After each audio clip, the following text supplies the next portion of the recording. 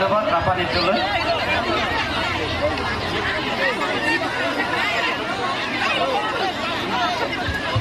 ইতিমধ্যে আমাৰ মাজত আহি আমাৰ সকলোৰে আদৰৰ, আমাৰ সকলোৰে মৰমৰ সর্বকালের সর্বশ্রেষ্ঠ মাননীয় মুখ্যমন্ত্রী আমার মধ্যে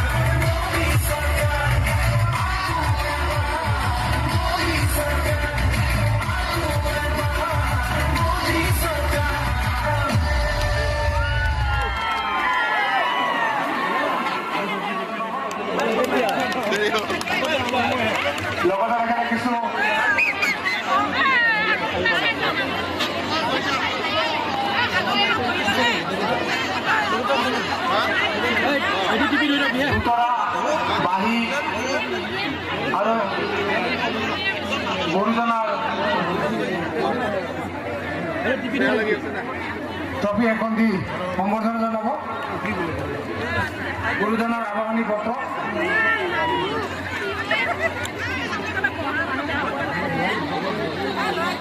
এটি আমার জেলা সভাপতি আমার অর্জুন দলবাড়ি খালিঙ্গর পরিক্রমা মন্ত্রী পারিবারিক তেখেত সম্বর্ধনা জানাব আমার জেলার কর্মকর্তা আমার জেলা সভাপতি অজয় কুমার হাজরিকা ডাঙরিয়া সম্বর্ধনা জানাব আমার অসম গণ পৰিষদ দলৰ সভাপতি জ্যোতি ডেকা ডাঙৰীয়া তেখেতলোকক সম্বৰ্ধনা জনাবলৈ অনুৰোধ জনাইছোঁ।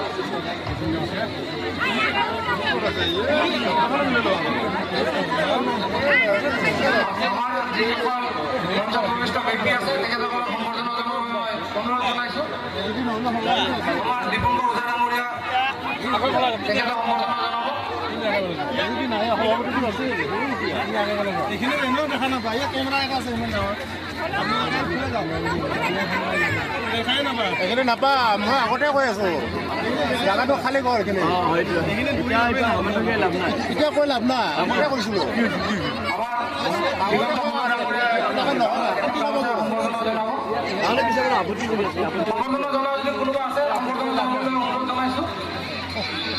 এতিয়া আমাৰ প্ৰাৰ্থী মাননীয় শ্ৰী ৰিগন চন্দ্ৰ ডেকা ডাঙৰীয়া আমাৰ আজি এই বিশাল জনসভাৰ উদ্দেশ্যে তেখেতৰ বক্তব্য ৰাখিবলৈ মই অনুৰোধ জনাইছোঁ। গতিকে আমি সকলোৱে পুনতে আমাৰ মা ভাৰতৰ জয়গান গাবই লাগিব। ভাৰত মাতা কি, ভাৰত মাতা কি। BJP, BJP, BPF, BPF, AGP, AGP, doctor Himanta Biswa Sarma, doctor Himanta Biswa Sarma, Agrama Mohilary, Agrama Mohilary. ধন্যবাদ।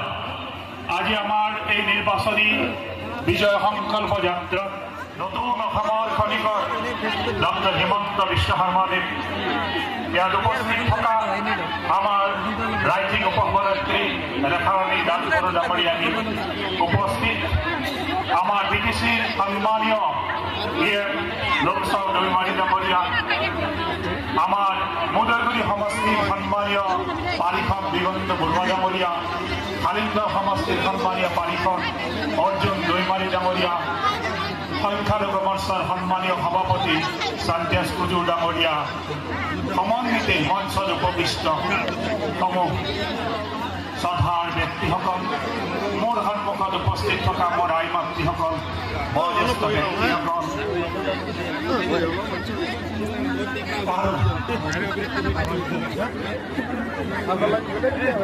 মোৰ শ্ৰদ্ধাৰ সতীৰ্থ বন্ধু বান্ধৱীসকল, বাজক দবা বাজক শংখ বাজক মৃদং খোল।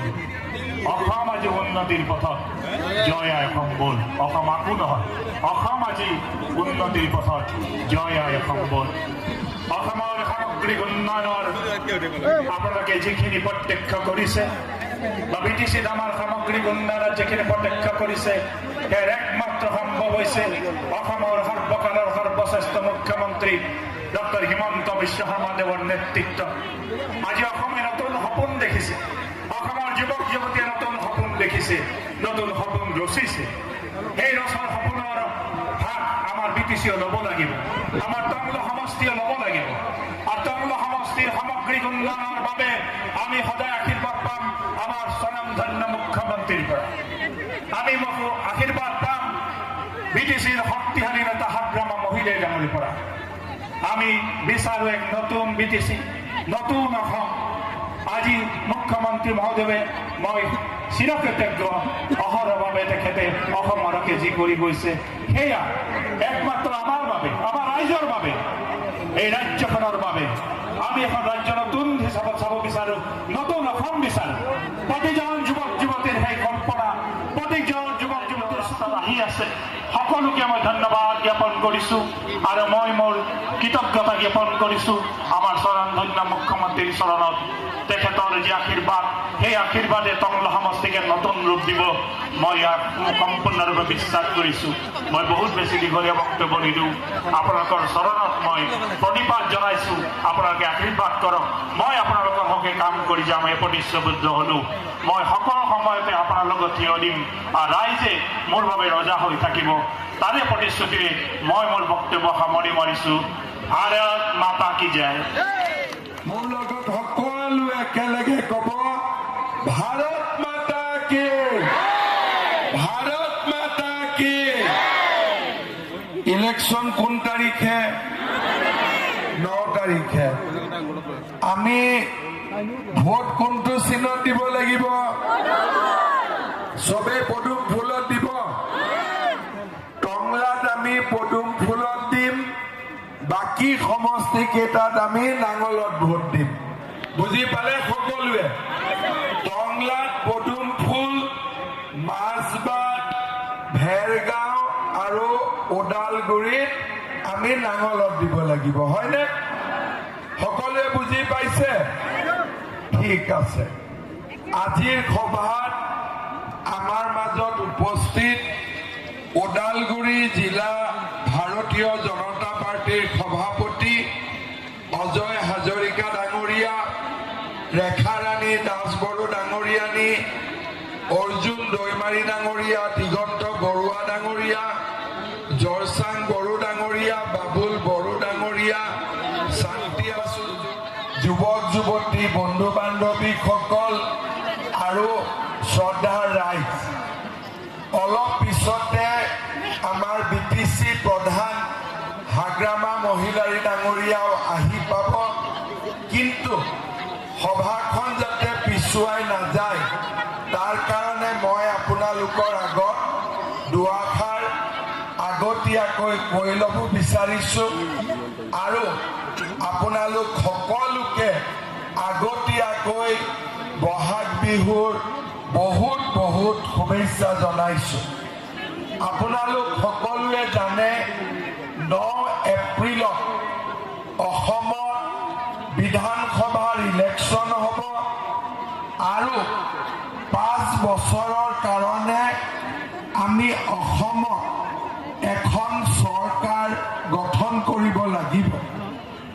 এইবাৰ আমি ভাৰতীয় জনতা পাৰ্টি, অসম গণ পৰিষদ আৰু বড়োলেণ্ড পিপলছ ফ্ৰণ্ট BPF আমি তিনিওটা দলে লগ লাগি নিৰ্বাচনত প্ৰতিদ্বন্দ্বিতা কৰিছোঁ। ৰাইজৰ উৎসাহ, ৰাইজৰ মৰম আৰু ৰাইজৰ যিমান চেনেহ মই দেখিছোঁ তাৰ পৰা মই এটা কথা ক'ব পাৰোঁ যে এইবাৰ আমি অসমত 90খনতকৈও বেছি চিট পাই আমি চৰকাৰ গঠন কৰিম, তাত কোনো সন্দেহ নাই। আজি ৰাতিপুৱাই টংলাত ইমান মানুহৰ উপস্থিতি ই প্ৰমাণ কৰিছে যে টংলাতো ভাৰতীয় জনতা পাৰ্টিৰ প্ৰাৰ্থী বিকন ডেকা জিকিবই, তাত কোনো সন্দেহ নাই।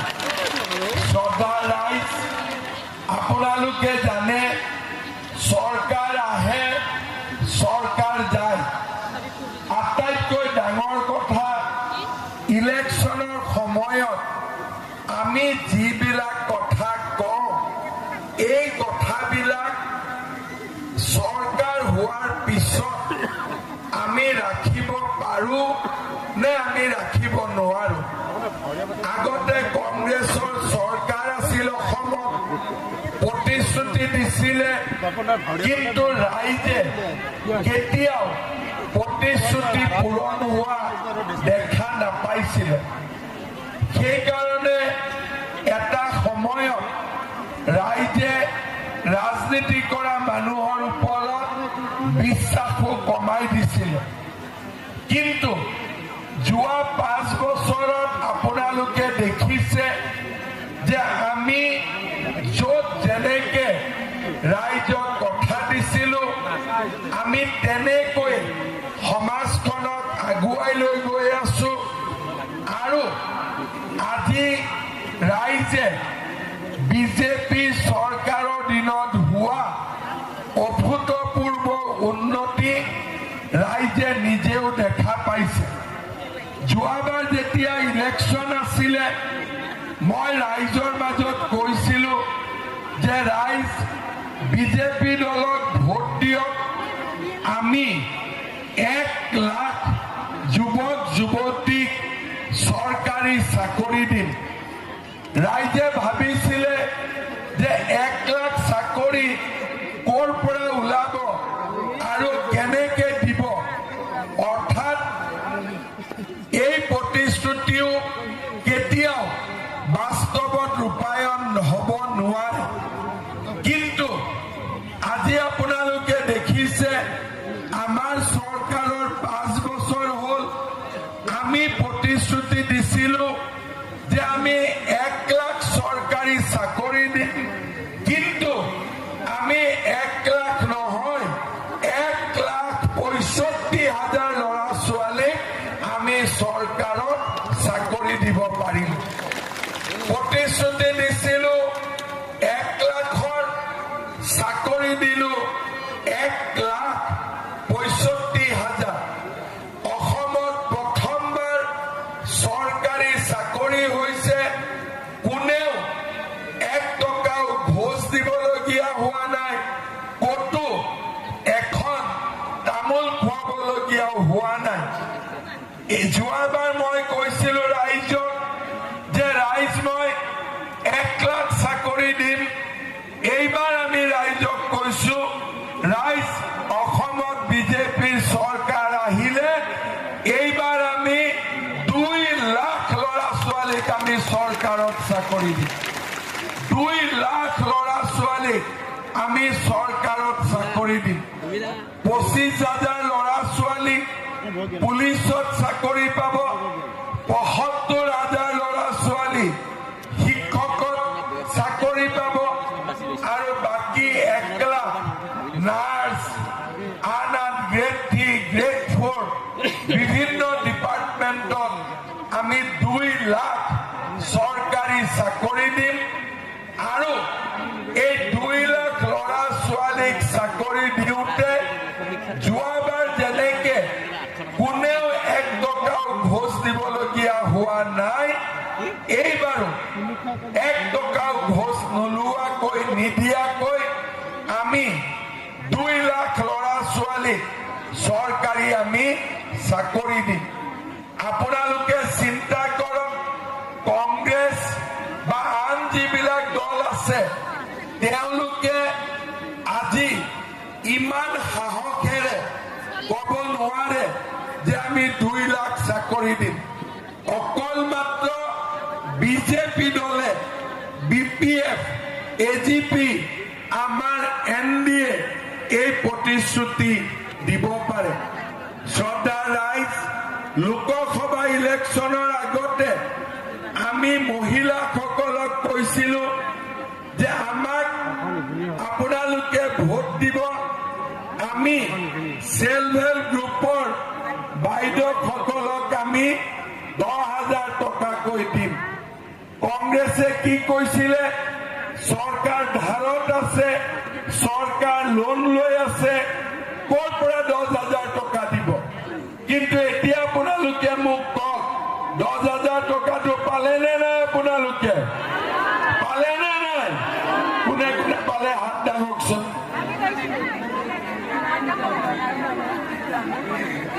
কোনে কোনে 10,000 পালে হাত দাঙক আৰু কোনে কোনে 10,000ৰ লগত 9,000টো পালে হাত দাঙক তাৰমানে 10,000ও পালো 9,000ও পালো এইবাৰ আমি মহিলাসকলক একেলগে 25,000কৈ টকা আমি দিম 25,000 টকাকৈ আমি দিম অৰ্থাৎ যোৱাবাৰ দিলো 10,000 অহাবাৰ দিম 25,000 অৰুণোদয় কোনে কোনে পোৱা নাই হাত দাঙক কোনে কোনে পোৱা নাই হাত দাঙি থাকক ইয়াতে যদি মই গোটেইখন হিচাপ কৰো 1,500 মহিলাই অৰুণোদয় পোৱা নাই অৰুণোদয় কোনে কোনে পাই আছে হাত দাঙক এইবাৰ পোৱা মানুহ বহুত নোপোৱা মানুহ 1,500 কিন্তু টংলাৰ যাতে প্ৰতিগৰাকী মহিলাই অৰুণোদয় পাব পাৰে আমি টংলা সমষ্টিত নতুনকৈ আৰু 10,000 মহিলাক আমি অৰুণোদয় আঁচনি দিম তেতিয়া নোপোৱা কোনোবা থাকিব নেকি কোনো নোপোৱা নাথাকে কাৰণ মই নোপোৱা মানুহৰ হাত দাঙোতে দেখিলো যে 1,500 মহিলাই পোৱা নাই কিন্তু মই দিছো 10,000 কিয় 10,000 দিছো ল'ৰাবিলাকে আকৌ বিয়াও কৰাব নহয় বোৱাৰীও আনিব গতিকে এডভান্স মই বেছিকৈ অৰুণোদয় দি থৈ দিছো যাতে টংলাৰ ল'ৰাই বিয়া কৰালে ক'ব পাৰে যে বিয়াও কৰাবি অৰুণোদয়ো পাবি বিয়া হলে ইয়াত অৰুণোদয়ো পাবি আৰু আমি 10,000 অৰুণোদয় নতুনকৈ দিম আৰু যোৱাকালি ইলেকশ্যনৰ মেনিফেষ্টোত শুনিছে যে আজি যি 1250 টকাৰ অৰুণোদয় আছে তাক আমি লাহে লাহে বঢ়াই লৈ গৈ 5 বছৰৰ মূৰত তাক আমি 3000 টকালৈকে মাহত আমি লৈ যাম। 1250 টকা, 1500 টকা, 1800 টকা এনেকে আমি বঢ়াই বঢ়াই ইয়াক আমি 3000 টকালৈকে লৈ যাবৰ কাৰণে চেষ্টা কৰিম। শ্ৰদ্ধা ৰাইজ, আপোনালোকৰ ৰেচন কাৰ্ড কাৰ কাৰ আছে? আছে। ৰেচন কাৰ্ড নাথাকা কোন কোন আছে? 1, 2, 3, 4টা। কিমান আছে? কাৰ কাৰ নাই হাত দাঙকচোন। খুব বেছি 50 গৰাকী। বাকী সকলোৰে ৰেচন কাৰ্ড আছে। ৰেচন কাৰ্ডত আপোনালোকে চাউল পাই আছে নে নাই পোৱা? চাউল পাই আছে। 100 টকাত দালি, চেনি, নিমখ পাই আছে নে নাই পোৱা? কোনে কোনে পোৱা নাই? চবেই পাই আছে। দালিখিনি ভাল নে বেয়া? চেনিটো ভাল নে বেয়া? কোনো কমপ্লেইন নাই। যি বস্তু দিছো ভাল। এতিয়া আৰু কি লাগিব আপোনালোকক? আৰু কি লাগিব আপোনালোকক? দালি পালো, চেনি পালো, নিমখ পালো। এতিয়া আপোনাক কি লাগিব? মিঠাতেল লাগিব। কিমান? আধা লিটাৰ। কিমান লাগিব? কোনোবাই কোনোবাই 2 লিটাৰো দেখুৱাই আছে। মই দিব পাৰো আধা লিটাৰ। আপোনালোকক কৈছে লাগে 1 লিটাৰ। হয় নে নহয়? ঠিক আছে, যাওক 1 লিটাৰো দি দিম। হ'ব।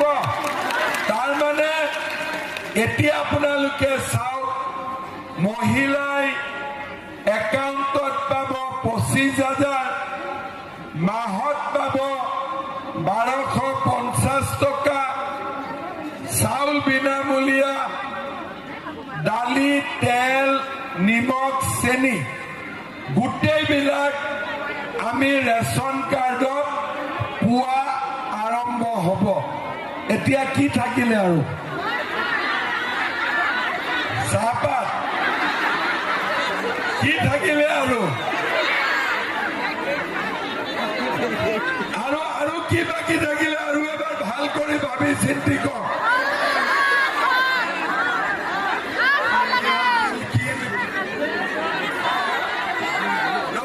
এই বাইদেউৰ পৰা সুধিলে কি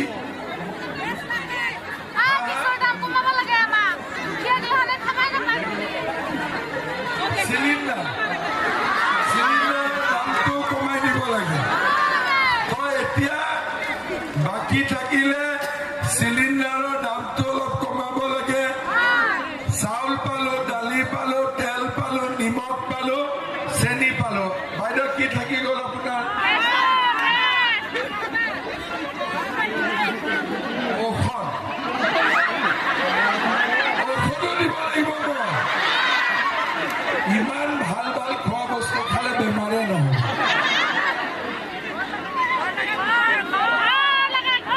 এতিয়া আপোনালোকে মোক কওক, যদি আমি কংগ্ৰেছ বা আন্দোলন ভোট দিওঁ, কোনোবা চৰকাৰে আমাক বিনামূলীয়াকৈ চাউল দিব পাৰিব নেকি? কোনোবাই আমাক তেল, নিমখ, চেনি, দালি দিব পাৰিব নেকি? কোনোবাই আমাক অৰুণোদয় দিব পাৰিব নেকি? তেতিয়াহ'লে আমি ভোট কাক দিব লাগিব? ভোট কাক দিব লাগিব?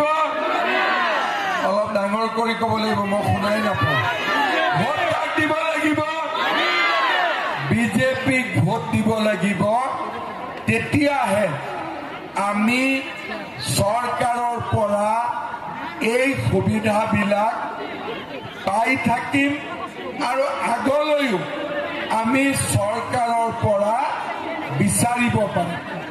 শ্ৰদ্ধা ৰাইজ, চৰকাৰী চাকৰি হ'ল মহিলাসকলৰ উদ্যমিতা হ'ল অৰুণোদয় হ'ল আমাৰ ঘৰত পাকঘৰৰ কাৰণে যিখিনি প্ৰয়োজনীয় আমাৰ সেইখিনি হ'ল কিন্তু আমাক আৰু এটা ডাঙৰ কামৰ প্ৰয়োজন আছে সেইটো হ'ল আমাৰ ল'ৰা ছোৱালীৰ শিক্ষা দীক্ষা আজি চাকৰি ওলালে কিন্তু নাৰ্ছ যদি পঢ়িব নোৱাৰে চাকৰিটো নাপাব যদি BEd পাছ কৰিব নোৱাৰে শিক্ষকৰ চাকৰিটোতো নাপাব যদি ফাৰ্মাচিষ্ট পাছ কৰিব নোৱাৰে ফাৰ্মাচীৰ চাকৰি নাপাব যদি ডাক্তৰ পাছ কৰিব নোৱাৰে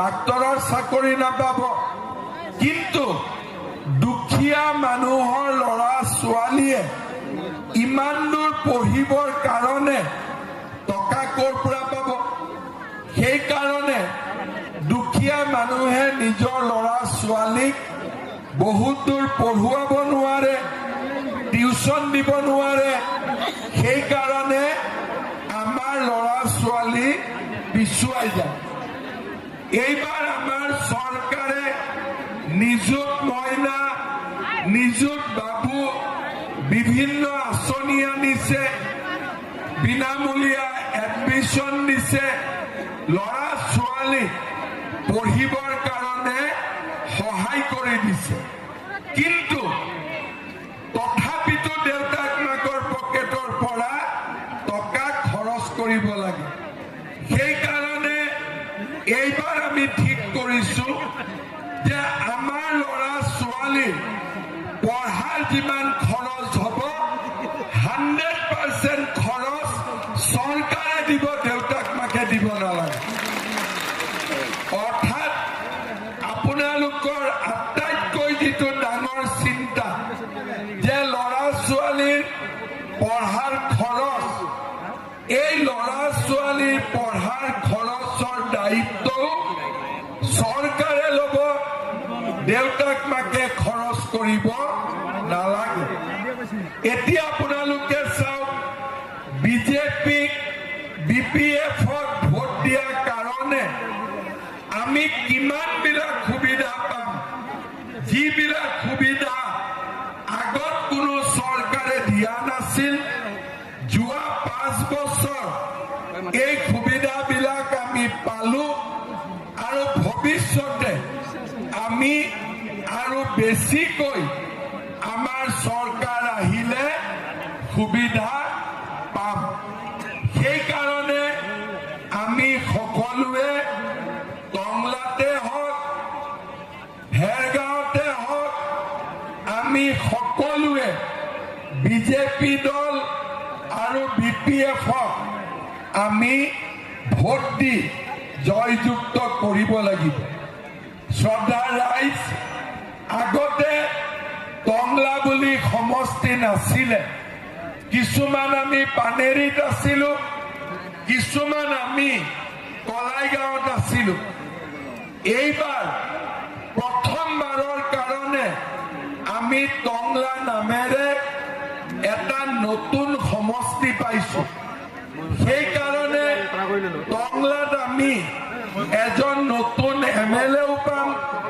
আৰু MLA আৰু MCLA সকলোৱে লগ লাগি টংলাৰ উন্নতিৰ কাৰণে বহুতখিনি কাম কৰিবলৈও সুবিধা পাব মোক আজি আমাৰ বিকন ডেকা ডাঙৰীয়াই মোক এখন লিষ্ট দিছে যে টংলাত আমি কি কি কাম কৰিব লাগিব মই আপোনালোকক লিষ্টখন পঢ়ি দিছো আপোনালোকে ইয়াৰ লগত আৰু যদি কিবা কাম থাকে আপোনালোকে ভৱিষ্যতে বিকন ডেকাক দিব পাৰিব ইয়াতকৈও বেছি কাম আমি অনাগত দিনত কৰিব পাৰিম বিকন ডেকা ডাঙৰীয়াই মোক কৈছে যে কলাইগাঁৱৰ ৰানথলী বাগিচা খেলপথাৰ মিনি ষ্টেডিয়ামৰ দৰকাৰ আছে। আমাক কৈছে যে ননৈ নদী যি কলাইগাঁও টাউনত আছে তাত আৰু এখন দলং বনাই দিব লাগে যাতে কলাইগাঁও ৰাইজৰ সুবিধা হয়। কেইদিনমান আগতে কলাইগাঁৱত আমাৰ মডেল কলেজ বনি আছে। দিগন্ত বৰুৱাইও মোক কৈছিলে, তেতিয়া মই কৈছিলো যে মডেল কলেজখন হোৱাৰ পিছত কলাইগাঁৱত মই এখন ITIও নিৰ্মাণ কৰি দিম যাতে কলাইগাঁও ৰাইজৰ সুবিধা হয়।